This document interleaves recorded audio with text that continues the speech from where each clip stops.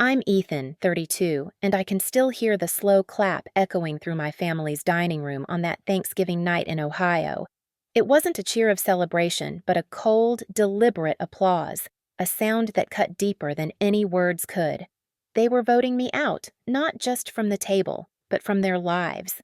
My mother, father, two brothers, and even my sister Rachel, who I thought had my back, sat there with stiff smiles, hands coming together like a gavel on my fate.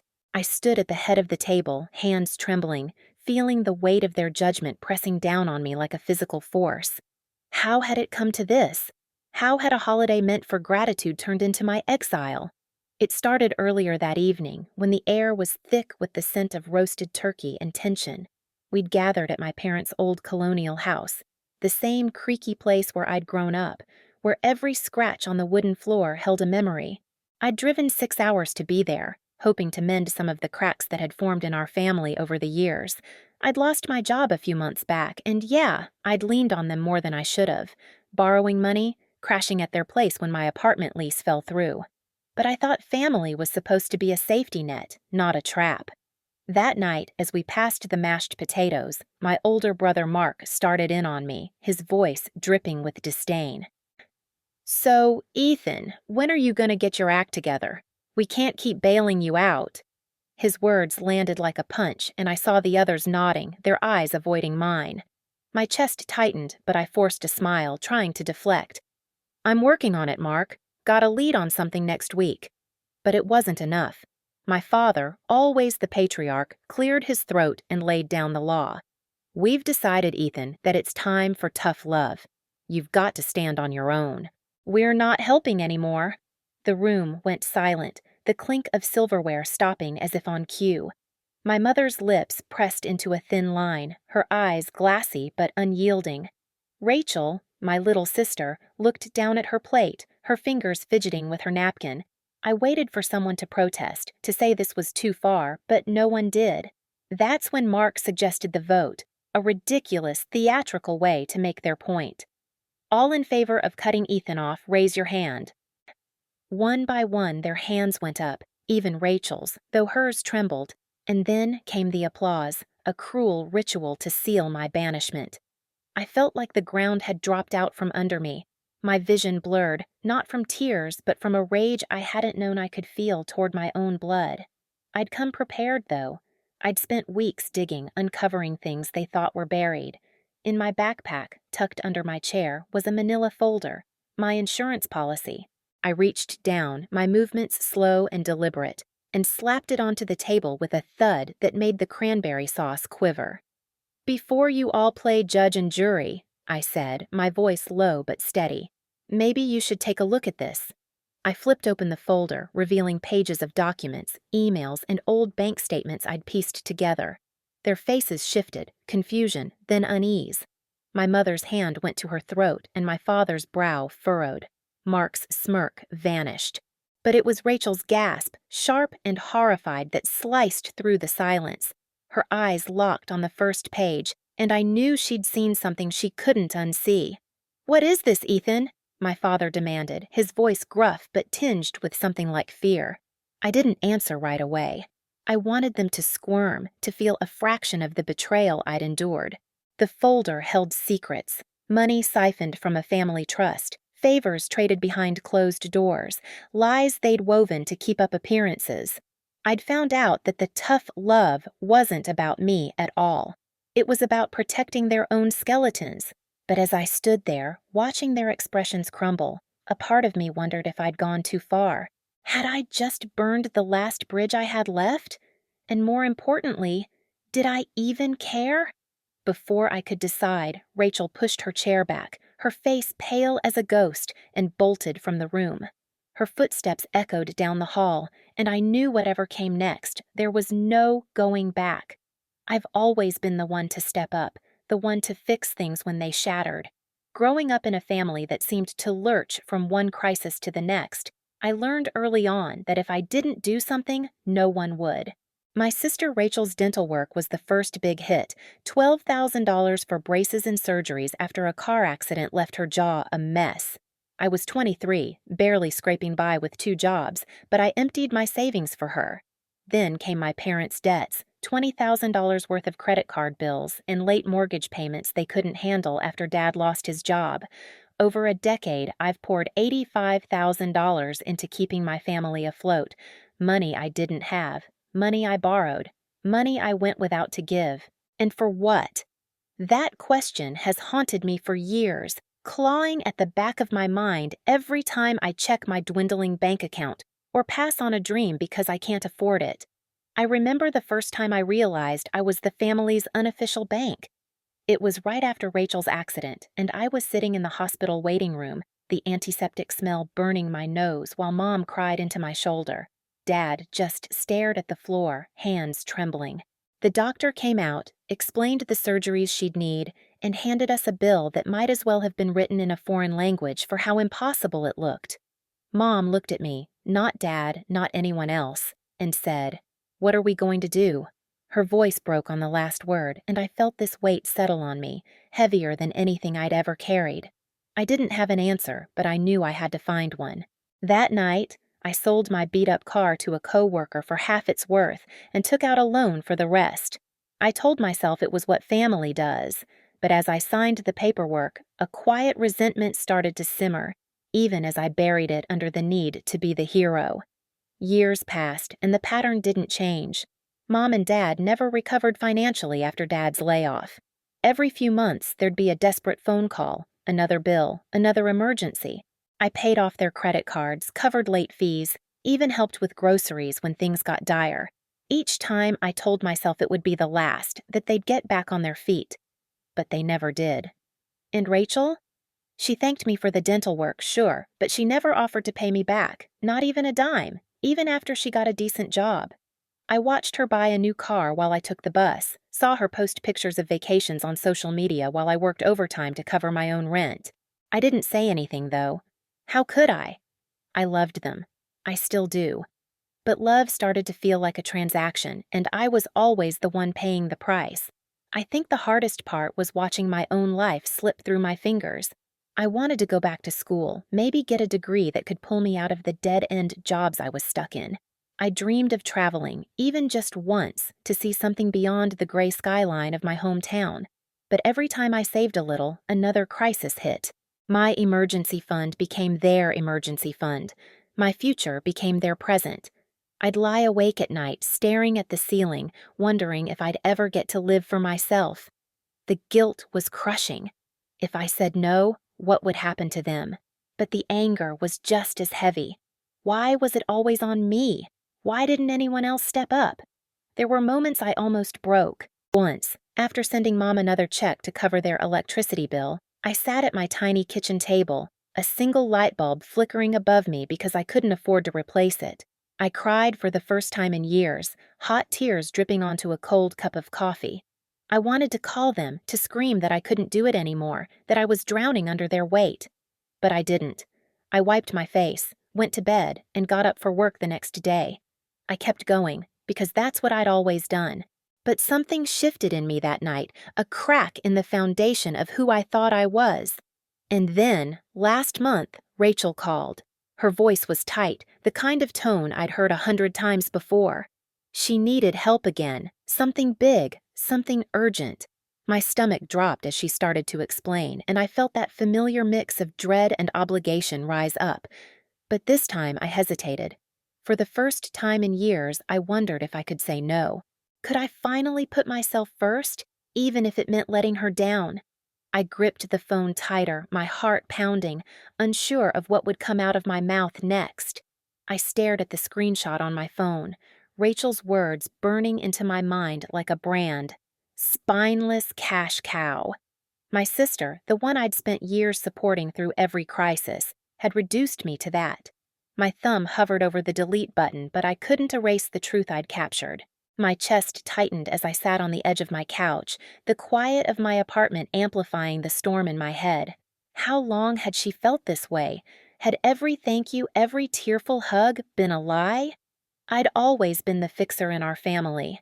When Dad walked out, I was 16, working 2 jobs to keep the lights on while Mom drowned in her grief. Rachel was just a kid then, all wide eyes and promises to pay me back one day. I'd believed her. Through her failed businesses, her messy breakups, the late-night calls for bail money, I'd believed her. But now, this text, sent to someone else and mistakenly forwarded to me, shattered that belief. I wasn't her brother anymore. I was her ATM. My phone buzzed again, snapping me out of my spiral. It was David, my best friend since college, the one person who'd always seen through my family's chaos. "You okay, man?" his message read. I hesitated, then sent him the screenshot. I didn't trust myself to speak without breaking down. Within minutes, he was calling, his voice steady but urgent. "You've got to confront this, Jake. You can't keep pretending everything's fine. What else are they hiding from you?"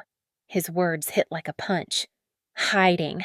I'd never considered that this wasn't just Rachel's venom. What if Mom knew? What if they'd all been laughing behind my back while I poured everything I had into keeping us together? I muttered something about needing time to think, but David wasn't having it. "No more excuses. You've been carrying them for too long. Start digging. You deserve the truth." Digging. The word stuck with me as I ended the call. I paced my living room, memories flickering like a broken film reel. Every loan I'd given Rachel, every holiday I'd skipped to cover her rent, had it all been a game to her? I pulled up my bank app, scrolling through years of transactions, each one a reminder of my blind loyalty. Tens of thousands of dollars gone. My stomach churned as I realized I didn't even know where most of it went. "For emergencies," she'd always said. But what emergencies? Why hadn't I asked? I sank into my chair, rubbing my temples. Part of me wanted to call her right then, to scream until my voice gave out. But another part, the part that still ached for the little sister who'd clung to me after Dad left, couldn't do it. Not yet. I needed proof, something more than a text to confirm this betrayal wasn't just a moment of anger. David was right. I had to uncover the reality, no matter how much it hurt. My laptop sat on the coffee table, a silent invitation. With trembling fingers, I opened it and logged into an old shared account Rachel and I had set up years ago for family expenses. I hadn't checked it in ages, trusting her to manage the little that was left. The screen loaded, and my breath caught as I saw recent activity, withdrawals, big ones, made just weeks ago. My name wasn't on any of them, but hers was. My heart raced as I clicked through, each transaction a stab to the gut. Where was this money going? Why hadn't she told me? I leaned back, the room spinning. This wasn't just about a hurtful text anymore. This was a pattern, a secret life I'd funded without even knowing. I thought of Mom, always so quick to defend Rachel, always telling me to be understanding. Did she know about this too? Was I the last one to see the truth? My phone vibrated again, Rachel's name on the screen. My pulse spiked as I stared at the incoming call. Was she sorry, or was she about to spin another lie to keep me in the dark? I let it ring, my mind racing with one question. What would I find if I answered? The bank statements lay sprawled across my kitchen table like a battlefield of betrayal, each line item a wound I hadn't seen coming. My hands trembled as I traced the numbers with a shaky finger. $85,420. That's how much of my hard-earned money had flowed into their lives over the past 2 years, Rachel's and Jess's, my sister and her so-called best friend. I'd given everything to help them, thinking I was the rock they needed, the family member who'd never let them fall. But now, staring at a Miami hotel bill for Rachel's supposed business trip, I saw the truth glaring back at me. A charge for a second guest. Jess's name right there in black and white. My stomach churned. What else had they hidden from me? I leaned back in my chair, the silence of my empty apartment pressing against me like a physical weight. I'd always been the one to fix things. When Rachel lost her job, when Jess needed a place to crash after her messy divorce. I dipped into savings, worked overtime, even skipped vacations to make sure they were okay. But this wasn't just borrowing or leaning on me. This was a calculated drain, a betrayal dressed up as need. My mind raced back to every late-night call, every tearful plea from Rachel about how she'd pay me back soon. Had it all been a lie? The Miami trip was the final straw. Rachel had called me 3 months ago, voice strained, saying she had a big client meeting in Florida. She needed $2,000 for travel expenses. Just a loan, she swore. I wired it without a second thought. Family first, right? But now, seeing the hotel charges, spa treatments, room service for two, late-night bar tabs, I felt like a fool. Jess wasn't even supposed to be there. Why hadn't Rachel mentioned her? My chest tightened as I pictured them laughing over cocktails, toasting to their little deception while I sat here, alone, counting pennies to cover my own rent. I grabbed my phone, thumbs hovering over Rachel's contact. I wanted to call her, to scream, to demand answers, but something stopped me. What if she lied again? What if her voice, all sweet and desperate, made me doubt myself? I'd always been weak for her tears. Instead, I scrolled through the statement again, my eyes catching on another line. A wire transfer to an account I didn't recognize. $10,000 sent just last month. My breath hitched. That wasn't for rent or bills. That was a chunk of my savings, money I'd set aside for a down payment on a house. Gone. Just like that. Memories flooded in, sharp and bitter. I remembered the day I told Rachel about that savings goal. We were at Mom's old diner, sipping coffee at the counter, the smell of grease and pancakes in the air. She'd squeezed my hand, eyes shining, and said, "I'm so proud of you. You're gonna have that house someday." I'd believed in her pride, her love. Now, I wondered if she'd been calculating even then, figuring out how to siphon off my dreams for herself. I stood up, pacing the tiny kitchen, my bare feet cold against the tile. Anger burned in my chest, but beneath it was something worse. Hurt. Deep, aching hurt. These weren't just numbers on a page. This was my trust, my family, my very foundation crumbling beneath me. I thought of Jess, too. She'd always been around, more like a second sister than a friend. But had she been in on this from the start? Was their closeness just a cover for something uglier? I stopped at the window, staring out at the dark street below. My reflection stared back, pale and hollow. I didn't recognize myself anymore. How had I let this happen? How had I been so blind? The questions gnawed at me, but one stood out above the rest. What else were they hiding? I knew I couldn't stop here. I had to dig deeper, to uncover every secret, every lie. My hand drifted to the stack of unopened envelopes on the table. More statements, more records. I wasn't ready to face whatever was inside, but I had no choice. The truth was waiting, and it wasn't going to let me look away. What would I find in those pages? What other betrayals were buried there, waiting to shatter me all over again? I sat at the Thanksgiving table, the weight of the folder in my hands heavier than the turkey platter Grandma had just set down. The room buzzed with the usual holiday chaos, Uncle Mark's loud laughter, the clink of wine glasses, and the kids arguing over who got the last dinner roll. But beneath the surface warmth, a storm was brewing, one I'd been orchestrating for weeks.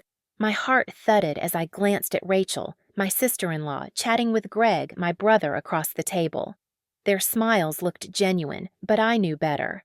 I'd seen the cracks in their perfect facade, and tonight, I was going to shatter it. The folder sat on my lap, its contents burning a hole through my resolve. Inside was everything I'd gathered over the last 3 months, a detailed spreadsheet tallying $85,420 of unaccounted money from our family's shared inheritance fund, a screenshot of Rachel's venomous text calling me a pathetic leech who'd never amount to anything, and a hotel bill from a weekend Greg swore he was at a work conference. Each piece was a grenade, and I was about to pull the pin. But as I gripped the edges of the manila folder, doubt clawed at me. Was this the right moment? Would exposing them tear our family apart for good? I took a deep breath, the scent of pumpkin pie mixing with my rising nausea. I'd spent years playing the role of the quiet observer, the one who didn't rock the boat. But after Dad passed last year, leaving behind a trust fund meant to secure our futures, I couldn't stay silent anymore. Money had started disappearing, and Greg, always the golden child, brushed off my concerns with a condescending shrug. Rachel, with her designer bags and fake sweetness, was the real puppet master. I was sure of it. This folder wasn't just evidence, it was my rebellion, my way of saying I wouldn't be erased. Dinner wound down, and as Mom started clearing plates, I knew it was now or never. My fingers trembled as I stood, tapping a spoon against my glass to get everyone's attention. The room quieted, curious eyes turning to me. Greg raised an eyebrow, and Rachel's smile tightened just enough for me to notice. "I have something to share," I said, my voice steadier than I felt. "It's about the family fund. I've been looking into it, and there are discrepancies." A murmur rippled through the table. Greg's jaw clenched, but he stayed silent. I opened the folder, pulling out the spreadsheet first. "This shows $85,420 missing over the last 8 months. Large withdrawals, unexplained transfers. I have bank statements to back it up." I slid the paper toward the center of the table, watching as Aunt Linda picked it up, her brow furrowing. Then came the text screenshot, Rachel's cruel words in stark black and white. "And this is how Rachel talks about me when she thinks no one's watching." Her face went pale, her hand instinctively reaching for Greg's under the table. Lastly, I produced the hotel bill. "Greg, you said you were at a conference in Chicago on June 14th, but this shows a 2-night stay at a resort in Miami. Care to explain?" His eyes met mine, a flicker of something. Guilt? Anger? Crossing his face before he muttered, "Jess, this isn't the time." But I wasn't backing down. Not now. The room was thick with tension, every breath feeling like a countdown to an explosion. Mom's voice cut through, sharp and pleading. "Jessica, what are you doing? This is Thanksgiving." Her words stung, but I couldn't stop. I'd held this in for too long, let their secrets fester while they played happy family. I looked at Rachel again, her composure cracking, her gaze darting to the door as if she could escape this confrontation. Greg's hand tightened around hers, a silent signal of their united front. But for how long? I'd laid out the truth, raw and undeniable, and now all eyes were on them. My chest tightened as I waited for their response, the folder still open in front of me like a Pandora's box I couldn't close.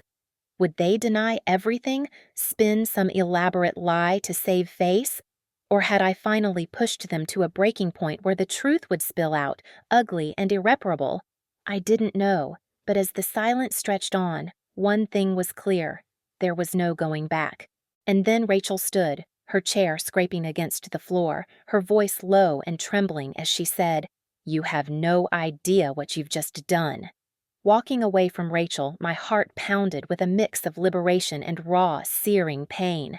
Her tearful plea of "we're family" echoed in my ears, each syllable a dagger twisting in old wounds. I had meant it when I said, "we're not." Those words weren't just a statement, they were a severance, a line drawn in the sand after years of enduring betrayal masked as love. As I stepped outside into the biting November air, I couldn't help but wonder what life would look like without their constant weight dragging me down. Would I finally breathe easier, or would the emptiness of this decision haunt me? I shoved my hands into my coat pockets, the crumpled legal documents from my lawyer crinkling under my fingers. Revoking their power of attorney and emergency contact status had felt like reclaiming a piece of myself, a piece I hadn't even realized I'd lost. For years, I'd let Rachel and our parents hold sway over my decisions, my health, even my sanity. Every hospital visit, every financial crisis, they'd swooped in under the guise of caring, only to twist the narrative, making me the ungrateful one, the problem child. But no more. Today, I'd taken back control. Yet, as I walked toward my car, the victory felt hollow. Rachel's tear-streaked face kept flashing in my mind. Was I being too harsh? Was I the monster here? I slid into the driver's seat, the silence of the car enveloping me like a shroud. My phone buzzed on the dashboard, a string of missed calls and texts lighting up the screen. Rachel, of course. I didn't bother to read them. What could she possibly say now that would change anything? She'd had her chance, years of chances, and every time she'd chosen to stand with our parents, to defend their toxic control over my life. I gripped the steering wheel, my knuckles whitening as I fought the urge to call her back, to scream, to cry, to demand answers I knew I'd never get. Instead, I started the engine, the low hum a distraction from the storm inside me. Driving aimlessly through the city, I replayed the moment I'd walked out on her. My voice had been steady, but inside I'd been trembling.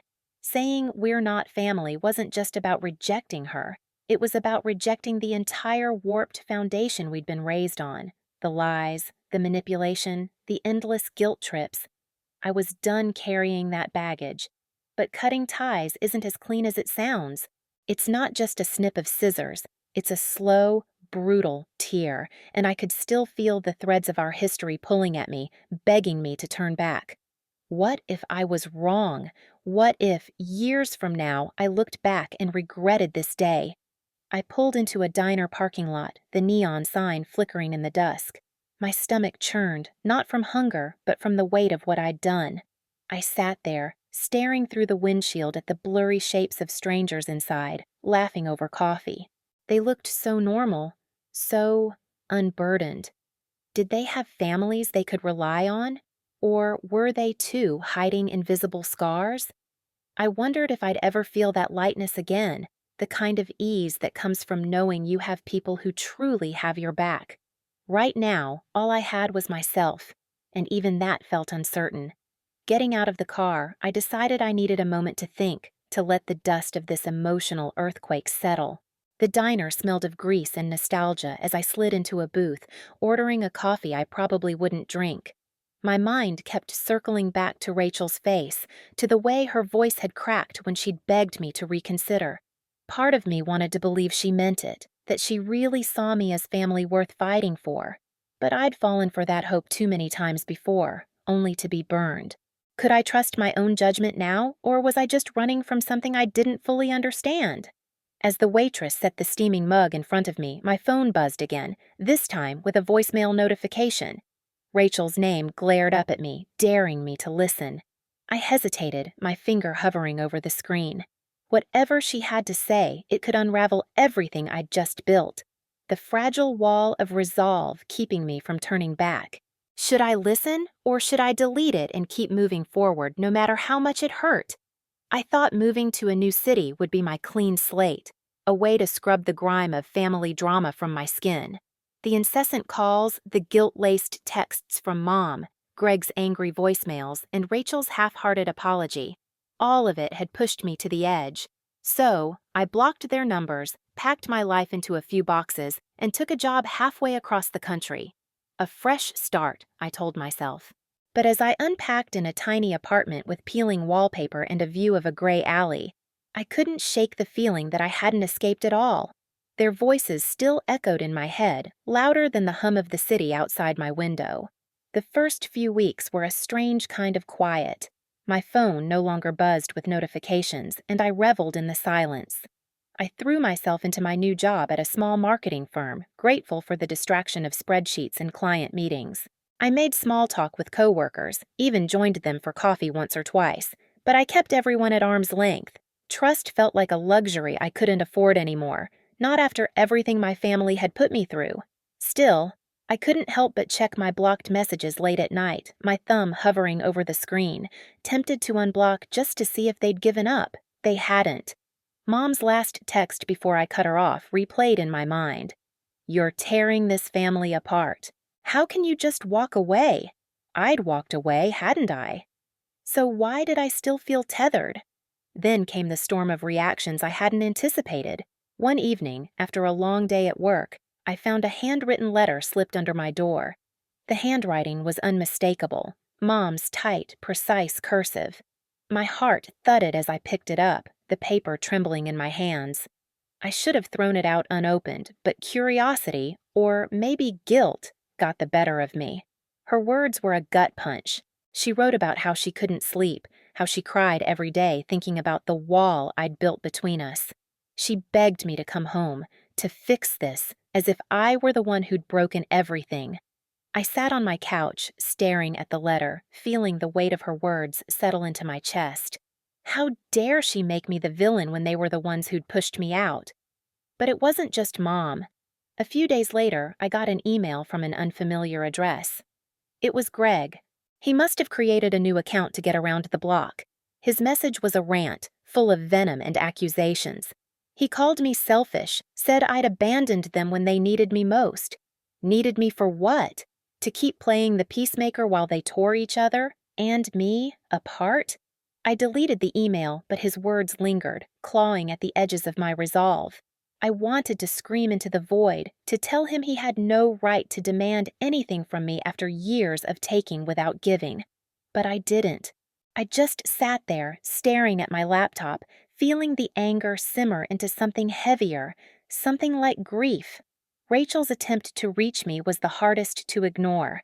She sent a package through the mail, a small box with no note, just a childhood photo of us, smiling, arms around each other at some forgotten family picnic. I held the picture, my throat tightening, memories of simpler times flooding back. I could almost hear her laughter, see the way she'd always looked up to me. But then I remembered her betrayal, the way she'd taken their side when everything fell apart. Was this her apology? A flimsy picture in place of words? I shoved it into a drawer, but I couldn't shove away the pang in my chest. As the weeks went on, the pressure built. Every knock on my door made me flinch, expecting one of them to show up. Every unfamiliar number that called sent my pulse racing. I'd moved to escape, but their presence clung to me like a shadow. I started to wonder if I'd made a mistake, if running was just another way of hiding. Could I keep living like this, jumping at ghosts? Or was there a part of me that wanted to face them, to finally say everything I'd held back for so long?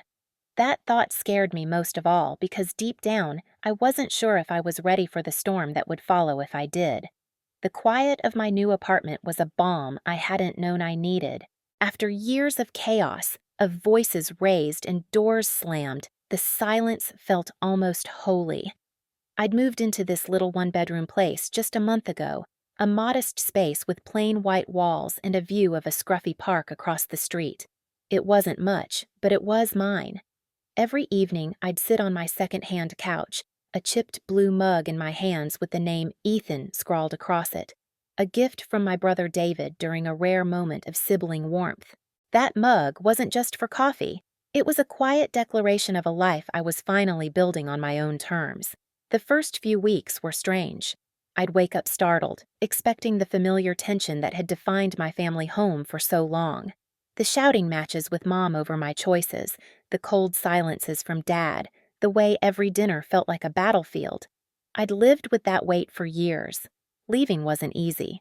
I'd packed my bags with a mix of guilt and defiance, knowing I was walking away from more than just a house. But here, in this tiny apartment, I could breathe. I could hear my own thoughts without someone else's anger drowning them out. Was this what peace felt like? I wasn't sure, but I clung to it like a lifeline. One of the best parts of this new chapter was rebuilding my connection with David. We'd drifted apart during the worst of the family drama, each of us coping in our own way. But now, we had a standing date. Every Thursday evening, he'd come over, sometimes with takeout, sometimes with a bottle of cheap wine. And we'd talk, really talk, about the past, about the scars we both carried, about the dreams we still dared to have. It wasn't just the two of us anymore either. I'd started inviting a few new friends I'd met through a local book club. There was Sarah, with her sharp wit and endless stories, and Marcus, who had a quiet way of making everyone feel seen. These weekly dinners crowded around my tiny kitchen table felt like the family I'd always wanted. Chosen, not inherited. I remember one of those nights vividly. The laughter was loud, the spaghetti I'd made was overcooked, and David was teasing me about my terrible cooking skills.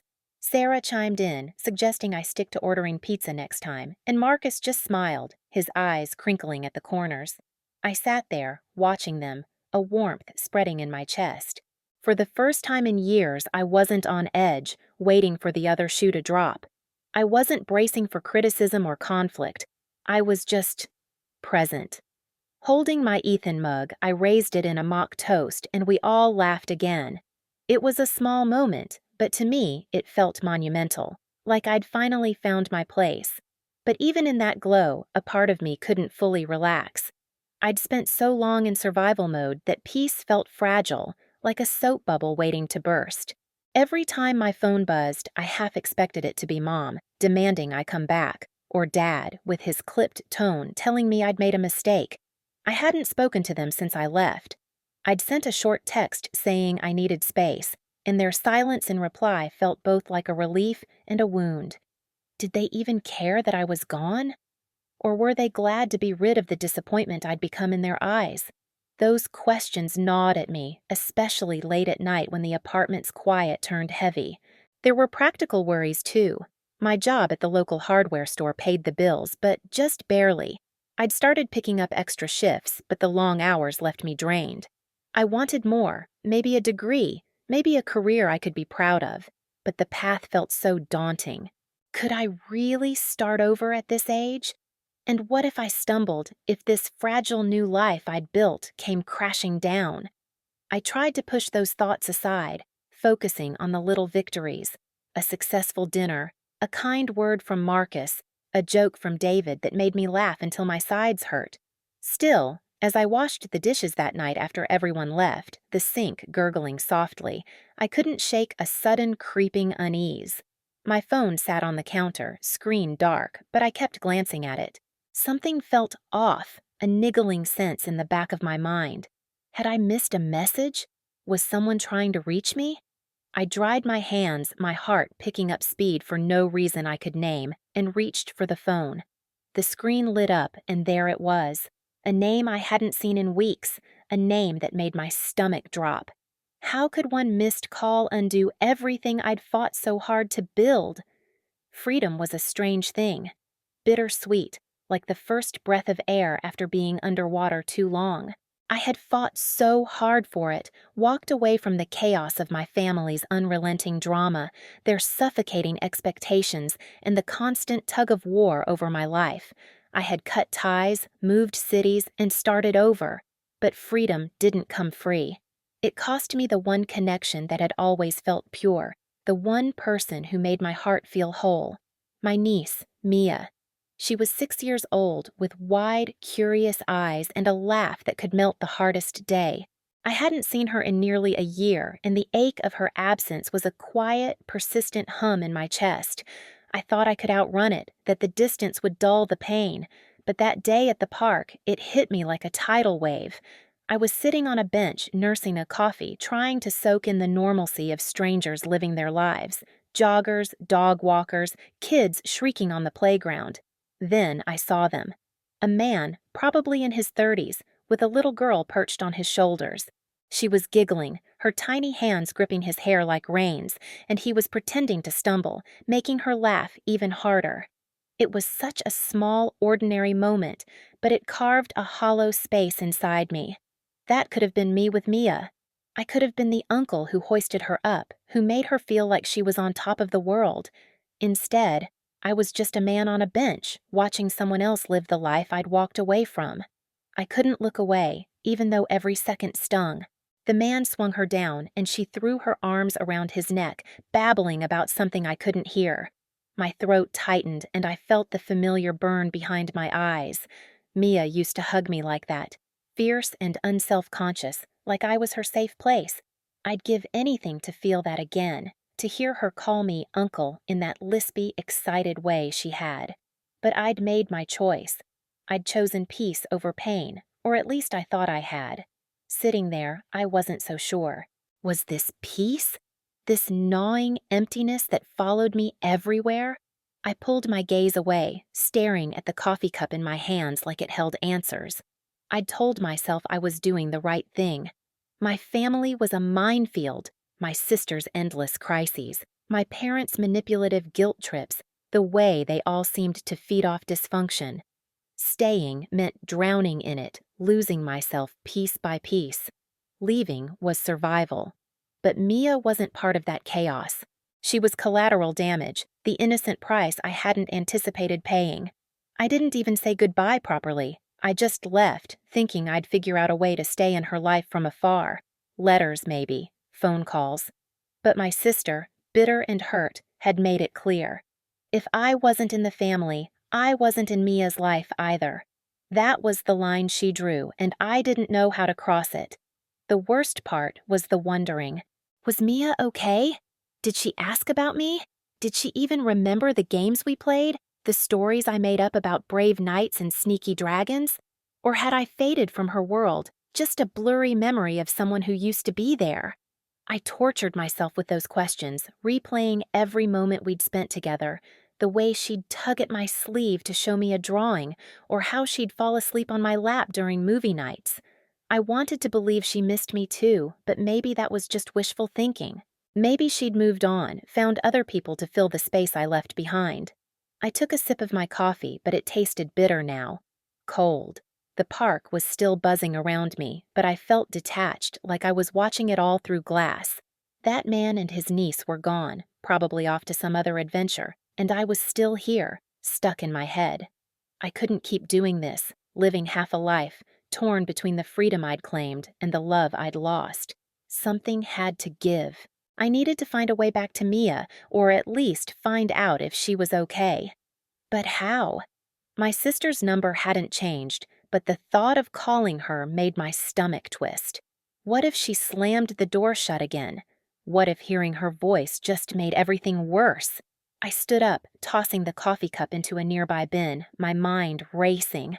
There had to be a way to reach out without restarting the war I'd escaped. Maybe a letter, not to my sister, but to Mia herself. Something small, a note to let her know I was still out here, still thinking of her. But as I started walking home, doubt crept in. Would my sister even let her read it? Would it confuse Mia more than comfort her? I didn't know, but I couldn't keep sitting on benches, watching my past play out in strangers' lives. I had to try something, anything. The alternative was this endless ache, and I wasn't sure how much longer I could bear it. Since this is section 10 of a 12-part story, I'll continue the narrative with the assumption of prior context, focusing on the theme of acceptance over anger, as outlined in the teaser. I'll ensure a seamless flow, building on the emotional journey of the narrator who is grappling with family betrayal and the search for authentic living. The tone will remain intimate, dramatic, and reflective, with a cliffhanger to maintain tension. I woke up one crisp autumn morning, the kind where the air bites just enough to remind you you're alive, and realized the fire of my anger had finally burned out. Months had passed since the last explosive argument with my family, since I'd walked away from their accusations, their cold shoulders, their whispered judgments. For so long I'd carried that rage like a second skin, letting it shield me from the deeper pain of their betrayal. But that morning, as I stared out my apartment window at the amber leaves swirling in the wind, I felt something shift. The anger was gone, replaced by a quiet, almost unsettling acceptance. They were never the support I'd imagined them to be. That illusion, the one I'd clung to for years, had shattered, and in its place, I found a strange kind of freedom. But freedom isn't always as liberating as it sounds. It's heavy, uncertain, like standing on the edge of a cliff with no path forward.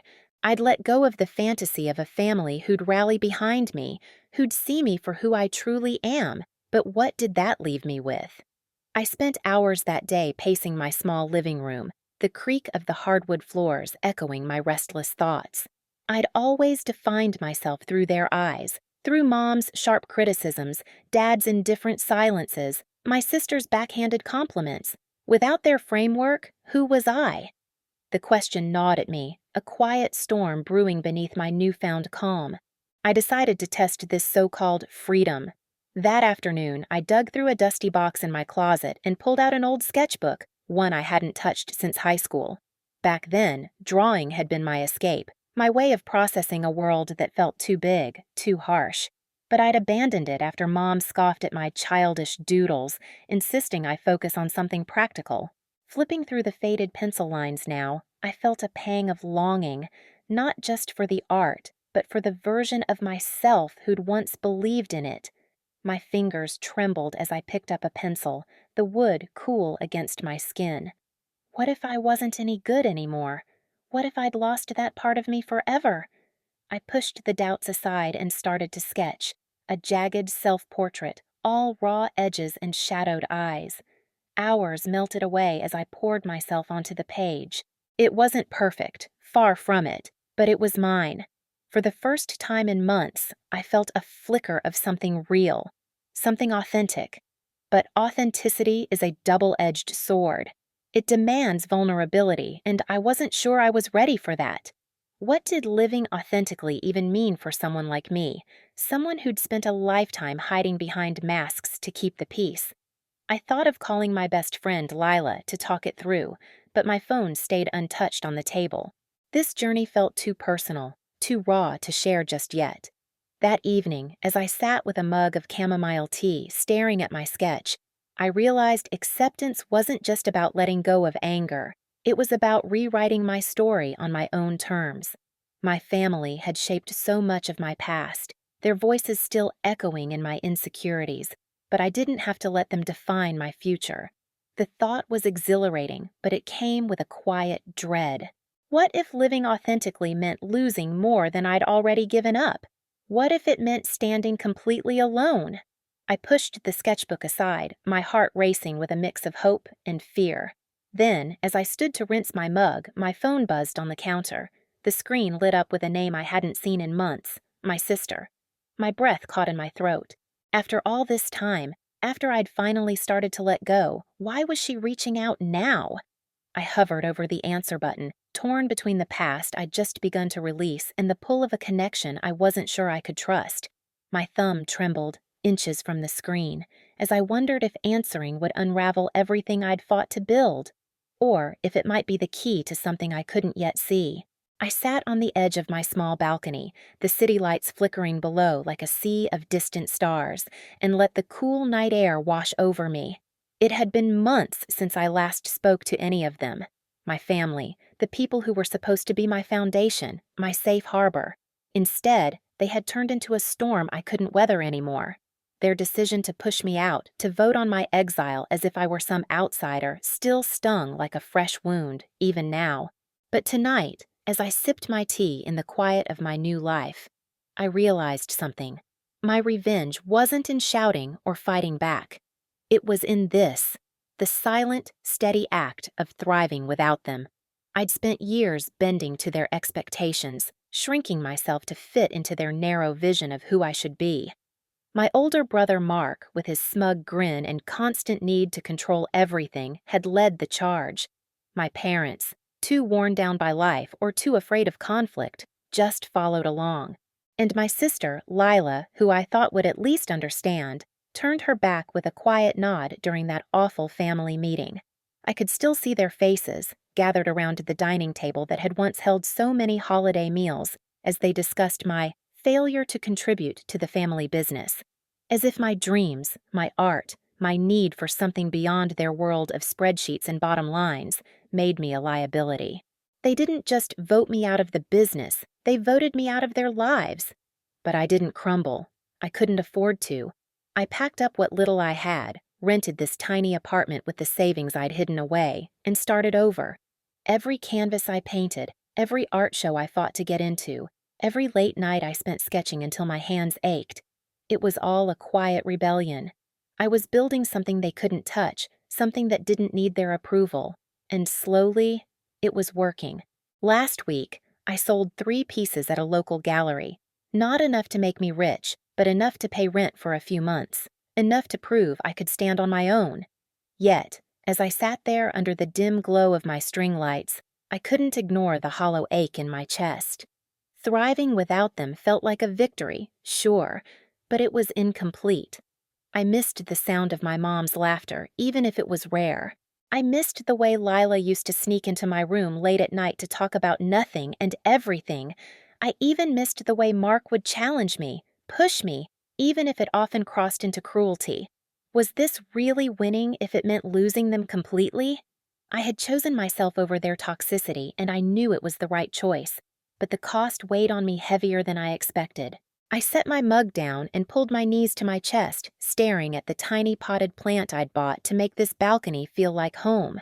It was thriving too, despite being neglected half the time. Maybe that's what I was now, a little neglected, a little rough around the edges, but still growing. Their greed, their need to control every aspect of our family, had fractured the facade of unity they worked so hard to keep up. I saw it now, clearer than ever. They hadn't just pushed me out to protect the business. They'd done it to protect themselves from facing their own flaws. Mark couldn't stand that I wouldn't bow to him. My parents couldn't admit they'd let things get this far. And Lila, I don't know why she went along with it. That hurt the most. My phone buzzed on the table beside me, snapping me out of my thoughts. I glanced at the screen, and my heart stopped for a moment. It was a text from Lila. Just her name on the screen sent a jolt through me. Part hope, part dread. I hadn't heard from her since that day, not a single word. What could she possibly want now? My finger hovered over the notification, torn between the urge to read it and the fear of what it might say. Had she finally realized what they'd done to me? Or was this just another way to pull me back into their mess? I took a deep breath, my mind racing, and clicked on the message. I sit at the edge of my worn-out couch, a steaming mug of chamomile tea in my hands, the faint aroma grounding me as I stare at the blank page on my laptop. The cursor blinks like a heartbeat, taunting me to spill out the words I've carried for so long. My story. The jagged, messy, beautiful story of how I clawed my way to freedom, guided by the ghost of Grandpa Helen's unwavering strength. Sharing it feels like peeling back layers of my skin, exposing raw nerves to the world. But I owe it to myself and to him to let this truth breathe. It's been months since I walked away from the chaos of my family, from the suffocating expectations and the endless cycles of guilt. I can still hear my mother's voice, sharp as a blade, accusing me of betrayal when I told her I couldn't stay tethered to their pain anymore. "You're abandoning us just like your father did," she'd spat, her eyes wet with something between anger and despair. I wanted to scream that I wasn't running from them. I was running toward me. But the words stuck in my throat, and instead, I packed my bags in silence, the weight of her gaze heavier than any suitcase. Grandpa Helen had always been my anchor in those storms. Even now, years after he's gone, I can picture him sitting on his creaky porch swing, his weathered hands folded over his cane, telling me stories of how he survived a war, a broken heart, and a world that tried to crush him. "Resilience ain't about being tough, kid," he'd say, his voice gravelly but warm. "It's about knowing when to bend so you don't break." Those words became my mantra when I finally made the choice to leave, to carve out a life that wasn't dictated by anyone else's scars. But writing it all down feels like reliving it. My fingers hover over the keys, trembling as I type the first line. I left because I had to. The sentence sits there, stark and heavy, and suddenly I'm back in that cramped living room, the air thick with unspoken resentment. My brother, pacing like a caged animal, had begged me to stay, to keep the family together, even if it meant sacrificing my own sanity. "We're all we've got," he'd said, his voice cracking. I wanted to hold him, to promise I'd never leave, but I knew staying would mean losing myself entirely. So I walked out, the door slamming like a gunshot behind me, and I didn't look back. Now, as I write, the memories flood in, sharp, unrelenting. The nights I spent crying in a cheap motel, wondering if I'd made the biggest mistake of my life. The mornings I forced myself to get up, to apply for jobs, to build something from the ashes of what I'd left behind. And through it all, Grandpa Helen's lessons echoed in my mind. Bend, don't break. I bent so far I thought I'd snap, but somehow I didn't. Somehow I found a tiny apartment, a job that didn't drain my soul, and a fragile kind of peace I never thought I'd know. Yet the guilt lingers like a shadow I can't outrun. Every word I type feels like a confession, a plea for forgiveness I'm not sure I deserve. What if my family reads this and hates me all over again? What if they see my honesty as a blade, cutting deeper than my leaving ever did? I sip my tea, the warmth doing little to ease the knot in my chest, and force myself to keep going. This story isn't just for me. It's for anyone who's ever had to make a hard choice for their own peace. It's for the people who've sacrificed pieces of their heart to save their soul. I pause, staring at the screen, my breath shallow. I've written about the leaving, the struggle, the slow climb to something resembling freedom. But there's one memory I haven't touched yet. One I've buried so deep I'm not sure I can face it. It's the last time I saw Grandpa Helen, the moment he gave me the courage to choose myself, even when he knew it would cost me everything. My hands freeze over the keyboard, the weight of that memory pressing down like a stone. Do I dare write it? Do I dare relive the day that changed me forever?